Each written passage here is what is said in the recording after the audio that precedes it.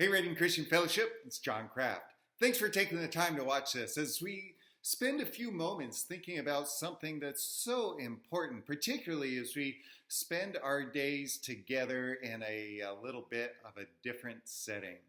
And it's actually something that we spend a lot of time talking about as we walk through the book of Philippians, and that is the importance of joy. You know, as Paul writes to the church in Philippi, he says in Philippians chapter 4, verse 4, "Rejoice in the Lord always. Again, I will say rejoice."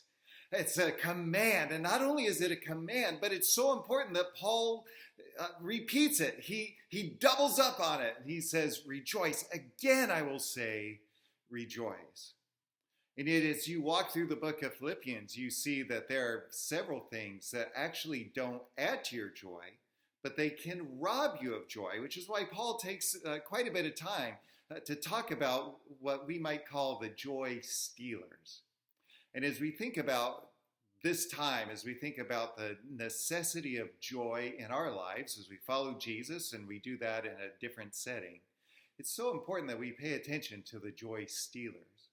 Just a few of them I want to remind you of. Complaining and arguing. You know, Paul talks about complaining and arguing and grumbling several times in the book of Philippians. And he does it because when we are grumbling and arguing, when we are complaining, it is difficult, it's impossible to be filled with joy.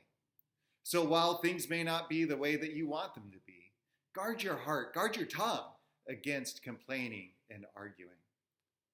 Another joy stealer that Paul talks about is self-centeredness. You know, it's really easy during this time to think about our needs and our desires and what we want to do because we're just trying to fill time sometimes.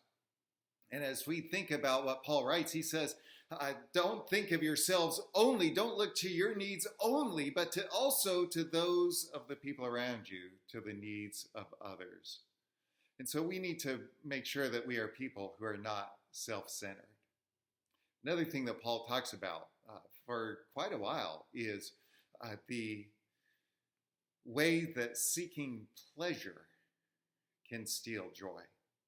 You know, this is a tricky thing to talk about a little bit. There are people in our congregation who come out of addiction. And it's really easy in a time like this to slide back into an old habit. I would really encourage you to guard against that.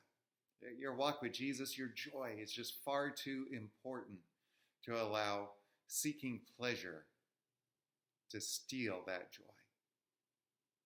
Another thing, and there are actually two things that go together, are anxiety and an uncontrolled thought life. You know, for me, those two things go hand in hand. That my thought life starts spinning out of control and then I get anxious in my heart. And I need to stop and I need to pray and say, God, I know that you have all things in control. I know you hold all things in your hand.